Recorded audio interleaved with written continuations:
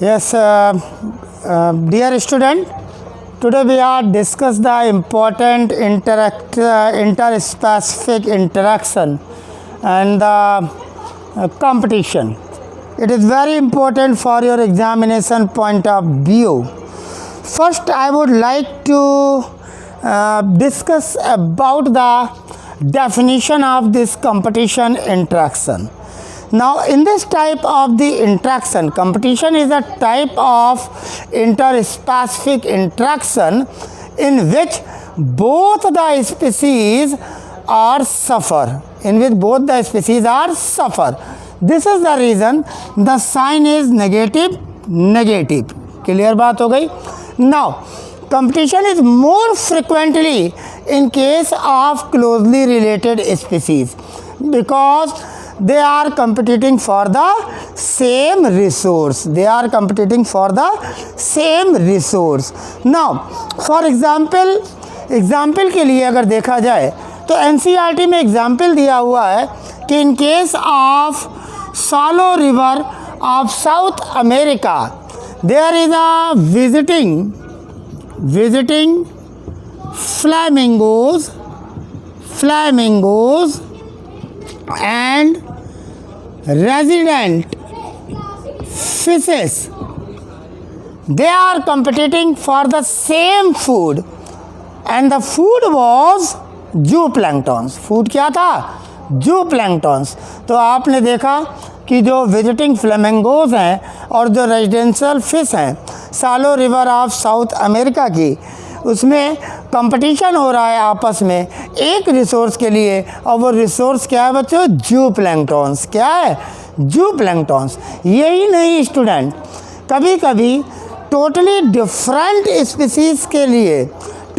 Different species में भी competition देखा जाता है, जिसमें एक स्पीसीज़ की फीडिंग एफिशिएंसी रिड्यूस हो जाती है due to the interfering and inhibitory presence of the another species.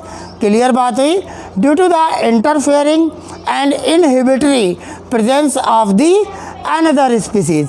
और इसका एग्जाम्पल देखने को मिलता है in case of Galapagos island. कहाँ देखने को मिलता है? In case of Galapagos island. क्या हुआ गैलापागस आइलैंड में? गोट्स को इंट्रोड्यूस कराया गया, जिसके कारण वहाँ पर पाए जाने वाला एबिंगडॉन टॉर्टॉइज क्या हुआ? These Abingdon tortoises were extinct within a decade due to the introduction of goat in the Galapagos Island. Galapagos Island में गोट को इंट्रोड्यूस कराया. हालांकि फूड अबेंडेंट था, नेचुरल रिसोर्सेज अबेंडेंट थे, लेकिन due to the efficient browsing activity of the goat the Abingdon tortoise became extinct within the decade. Clear बात हो गई? तो आपने देखा कि कंपटीशन जो है वो सेम स्पीसीज़ के इंडिविजुअल्स में भी हो सकता है और डिफरेंट स्पीसीज़ के भी इंडिविजुअल्स में देखा जा सकता है. बच्चों, कंपटीशन दो तरीके का होता है. When the competition take place between amongst the individual of same species is known as intra-specific competition. क्या कहलाता है? intra-specific competition. When the competition take place between the individual of same species. और जब वो सेम स्पीसीज़ के होंगे तो तीन चीज़ों का कंपटीशन होगा. maybe of food, maybe of shelter and maybe of for reproductive mates.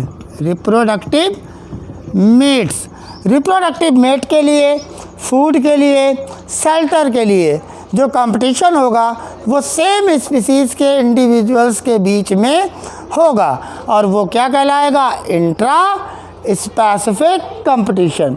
Now the second type of competition is interspecific competition. Interspecific competition. बच्चों, इंटरस्पेसिफिक कंपटीशन क्या हुआ? when the competition take place amongst the individual of different species, amongst the individual of different species.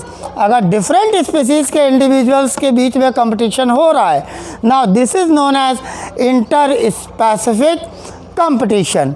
और ये किस चीज़ के लिए होगा? For only food and for shelter. Reproductive mate is not involve. Clear हुआ? Because they are individuals of different species. The competing individuals belongs to the different species. So here competition may be might be for food and shelter. But in case of intra-specific competition, in which the individual of same species, they compete to each other for three things: food, shelter and reproductive mate. So competition are of two type. आगे चलते हैं कुछ important चीज़ पर बात करता हूँ. सबसे पहले कम्पिटिटिव रिलीज की. This is the phenomena is known as competitive release. Very important बच्चों. कम्पिटिटिव रिलीज का मतलब हो गया कि एक स्पीसीज़ ऐसी है जो किसी पर्टिकुलर जियोग्राफिकल रीजन में रिस्ट्रिक्ट हो गई है, एक्सपेंड नहीं हो पा रही है. क्यों नहीं एक्सपेंड हो पा रही है? क्योंकि उससे सुपीरियर स्पीसीज़, एक और डोमिनेटिंग स्पीसीज़ उस एरिया में डोमिनेंट है, जो कि इस स्पीसीज़ को, जो पहली वाली स्पीसीज़ जो रिस्ट्रिक्ट हो गई है उस पर्टिकुलर रीजन में, उसको एक्सपेंड नहीं होने दे रही है. तो वो एक्सपेंड कब होगी?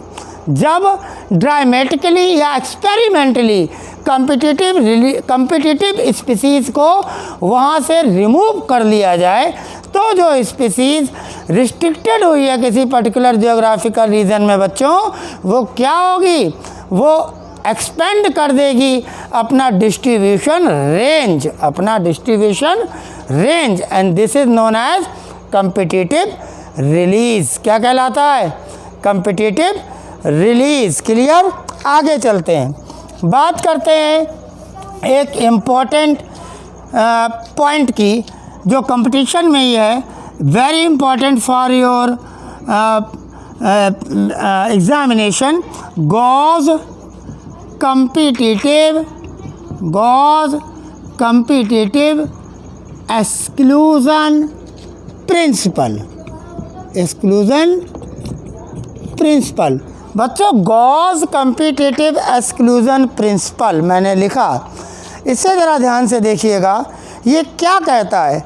The Gauss competitive exclusion principle state that, कहता है कि the two closely related species competing for the same resource, दो closely related species competing for the same resource cannot coexist, एक साथ नहीं रह सकती हैं. cannot coexist. क्यों नहीं रह सकती हैं? क्योंकि जो कम्पिटिटिवली इन्फीरियर होगी will be eliminated by the superior one. क्या कहने का मतलब हुआ? गॉस कम्पिटिटिव एक्सक्लूजन प्रिंसिपल का मतलब हुआ बच्चों कि वो स्पीसीज़ जो इन्फीरियर होगी वो एलिमिनेट हो जाएगी सुपीरियर स्पीसीज़ के द्वारा. जो सुपीरियर स्पीसीज़ होगी वो उसको एलिमिनेट कर देगी. तो उन्होंने Gause exclusively competitive exclusively principle का कहना ही यही था कि when the two closely related species which are competitive for the same resource, competitive for same resource, they can not coexist. क्यों? क्योंकि जो इन्फीरियर है वो सुपीरियर स्पीसीज़ के द्वारा क्या हो जाएगी बच्चों? एलिमिनेट हो जाएगी. The competitively inferior will be eliminated by the superior one. Is called Gause competitive exclusion principle. Clear बात हो गई? आगे बात करता हूँ एक और इम्पॉर्टेंट पॉइंट की कंपटीशन में. Now the point is resource partitioning, resource partitioning. बच्चे रिसोर्स पार्टीशनिंग को ध्यान से सुनिए। It refers to the phenomena, ये एक ऐसा फिनोमिना है, it refers to the phenomena in which, जिसमें क्या होगा, it refers to the phenomena in which the species facing competition, the species facing competition might evolve some mechanism, कुछ mechanism evolve करेगी that promote coexistence rather than exclusion, that promotes coexistence, साथ साथ रह लेंगी, rather than exclusion, ये कुछ ऐसी mechanism अपने अंदर डेवलप कर लेंगी। और इसको दिखाया किसने, इसको एक्सपेरिमेंटली प्रूव किया MacArthur. Now the MacArthur showed, उन्होंने देखा, क्या देखा मैक आर्थर ने, MacArthur showed that 5 closely related species of warblers, उन्होंने क्या देखा, the 5 closely related species of warblers living on the same tree पे रहती थी, एंड वर एबल, और एबल भी कर लिया था उन्होंने अपने आप को, किस लिए, टू अवॉइड कंपटीशन, उन्होंने अपने आप को ऐसा बना लिया था कि वो 5 क्लोजली रिलेटेड जो बार्बलर्स की स्पीसीज थी उनके बीच में आपस में कोई कंपटीशन नहीं होता था। क्यों नहीं होता था, ज़रा समझिएगा। According to the MacArthur shows that 5 closely related species of warblers living on the same tree were able to avoid competition and coexist due to the behavioral difference in their foraging activity, due to the main important point, the main competition point, due to the किसके कारण, due to the behavioral differences in their foraging activity। मैंने क्या word use किया, foraging activities। जो MacArthur ने बताया कि जो 5 स्पीसीज़ हैं, क्लोजली रिलेटेड बार्बलर्स स्पीसीज़ हैं, जो एक ही ट्री पर रह रही हैं, आपस में कोई उनका कंपटीशन नहीं है, क्योंकि उन्होंने अपने आप को कैसा अडॉप्ट कर लिया है, उन्होंने क्या प्रमोट कर लिया है, अपने अंदर एक ऐसी मैकेनिज्म प्रमोट कर ली है, अपने अंदर एक बिहेवियरल डिफरेंस ले आए हैं, किस चीज़ में, फॉरेजिंग एक्टिविटी में। जो फूड सर्च करने की प्रोसेसेस हैं, सब ने अपने 5 स्पीसीज़ ने अपने अंदर बदलाव ले लिया है, जिसके कारण उनमें आपस में कंपटीशन नहीं है, वो आपस में कोएग्जिस्ट कर रही हैं, वो आपस में सर्वाइव कर रही हैं एक सेम ट्री पर। हालांकि थी 5 की 5 कैसी, all the 5 are closely related species of warblers, but were able, लेकिन एबल थी किस लिए, to avoid competition and coexist, और एक साथ रह रही हैं due to the behavioural difference in their foraging activity. This is very important for your competition, resource partitioning. Now student, I would like to discuss the another topic is the age pyramid, is a very short topic. As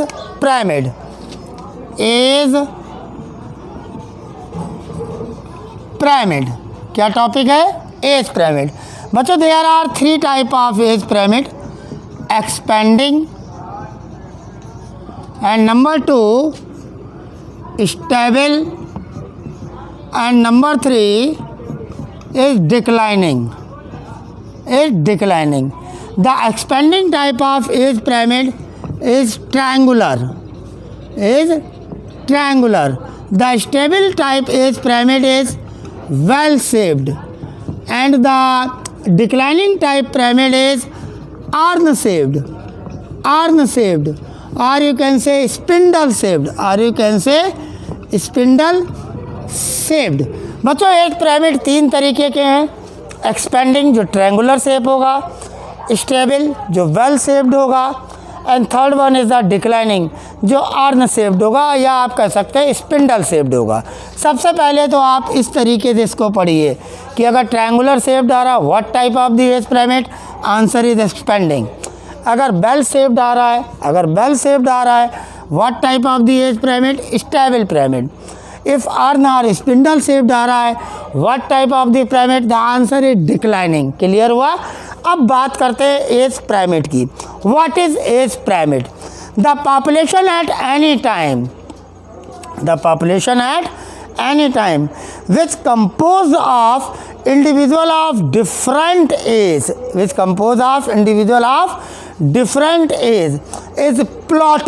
is plotted, and the resultant structure is called age pyramid. What is the definition of age pyramid? Again, the population at any given time is composed of individual of different age group, clear, is plotted, and the resultant structure obtained is called age pyramid. और कैसे structure होंगे बच्चों? Expanding कैसा होगा? Triangular. Stable कैसा होगा? Bell shaped. Declining कैसा होगा बच्चों? Earn shaped and spindle shaped. Now within the age pyramid there are three ratio. Of what? Three things are there. Number one, for example, the base of the pyramid. This is the base of the pyramid. It is called pre-reproductive age peoples. यहाँ पर कौन से individual है जो pre reproductive age में है? इसके ऊपर ये क्या हुए? ये भी प्री रिप्रोडक्टिव फेज आ गई। Now these are two phases. मैंने इसको ब्लू कलर से दिखा दे रहा हूँ। Now this is the reproductive phase, ये रिप्रोडक्टिव फेज है। Then is the post reproductive phase. Now this shape of the pyramid is what type?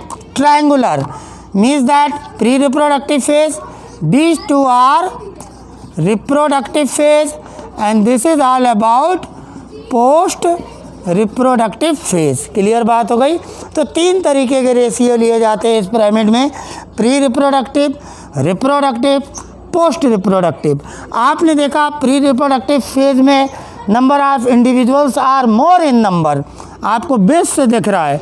Then again some of them reach to the reproductive phase, then few of them reach to the post reproductive phase. So the resultant structure is triangular shaped, and this type of the age pyramid is called expanding age pyramid. क्या क्या ratio लिए गए? Pre reproductive, then reproductive, then post reproductive. Expanding वाले में more individuals in the pre reproductive phase, then some of them reach to the reproductive phase, then few of them reach to the post reproductive phase. So this is the apex, this is the base, and the shape of the pyramid is बच्चों triangular, and such type of the age pyramid is called expanding. Now again we start another age pyramid, is stable, is known as stable. और stable बच्चों human population के लिए मोर ideal माना जाता है, human population के लिए। This is the pre reproductive phase. Now similar the same number of individuals reach to the where post reproductive phase. This is the reproductive phase. Now this is pro reproductive phase base, the same number of individual reach to the reproductive phase. This is the reproductive phase. Then again only few individuals are reached to the post reproductive phase. This is the post reproductive phase. Now the shape of the pyramid is like that, means that it is bell shaped, and bell shaped structure is stable age pyramid. कैसा होता है?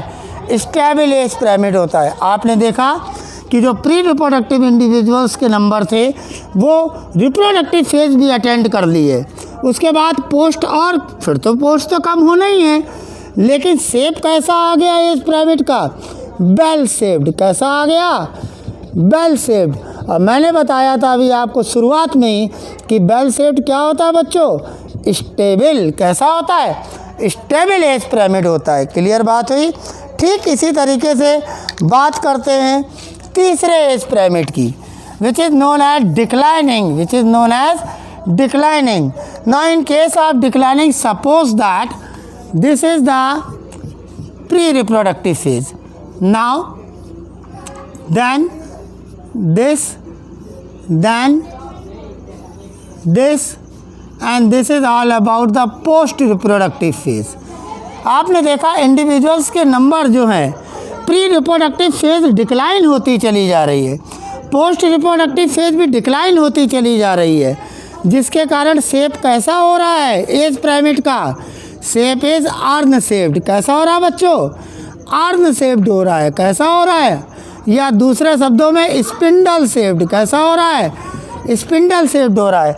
अगर ऐसा किसी population में age group के age pyramid में देखने को मिलता है कि जो प्री रिप्रोडक्टिव फेज है उसके इंडिविजुअल्स कम होते जा रहे हैं और पोस्ट ऑलरेडी कम होती है, आपको मालूम है। Now the resultant age pyramid is urn shaped और you can say spindle shaped. Clear हुआ? अटेंड ही नहीं कर पा रहे हैं, ग्रोथ रेट कम हो रहा है, बर्थ रेट डिक्लाइन होता चला जा रहा है, जिसके कारण रिजल्टेंट एज पिरामिड कैसा आ रहा है? The resultant age pyramid is urn shaped और you can say spindle shaped and such type of the age pyramid is known as declining. क्या कहलाता है? डिक्लाइनिंग। तो बच्चों आपने कितने तरीके के एज पिरामिड देखे? Spindle shaped means that declining, earn shaped means that declining, bell shaped means that stable, triangular shape means that expanding। और एज पिरामिड है क्या बच्चों? The population at any time which is composed of individual of different age group is plotted and the resultant structure is called age pyramid, is called age pyramid। और human के लिए कौन सा age pyramid ideal माना जाता है? The answer is stable. The answer is stable age pyramid, जिसका shape बच्चों कैसा था? बेल शेप्ड था। एक्सपेंडिंग का शेप कैसा था? ट्रायंगुलर था। डिक्लाइनिंग का शेप कैसा है? आर्न शेप्ड है। These are the important question for your competition. Clear बात हो गई? तो today we have completed side by side age pyramid and we have also completed the last competition is the inter specific interaction, जिसको हम लोगों ने छोड़ दिया था लेक्चर नंबर 6 में, क्योंकि उसमें मुझे समय देना था थोड़ा सा। जैसा आपको मैंने इस समय Gause competitive exclusive principle important बताया, रिसोर्स पार्टीशनिंग इम्पॉर्टेंट बताया, कम्पिटिटिव रिलीज इम्पॉर्टेंट बताया, गैलापागोस आइलैंड में जो अबिंगडॉन टॉर्टाइज है वो इंट्रोडक्शन ऑफ गोट के कारण एक्सटिंक्ट हो गए विद इन अ डिकेड, बहुत इम्पॉर्टेंट है। आपने देखा था सालो रिवर ऑफ साउथ अमेरिका में जो विजिटिंग फ्लेमिंगोज हैं और रेजिडेंशियल फिश हैं, they were competing to each other for a particular type of the food, means that zooplanktons। Clear बात हो गई? तो this is all about the age pyramid as well as competition। Thank you very much. Have a nice day।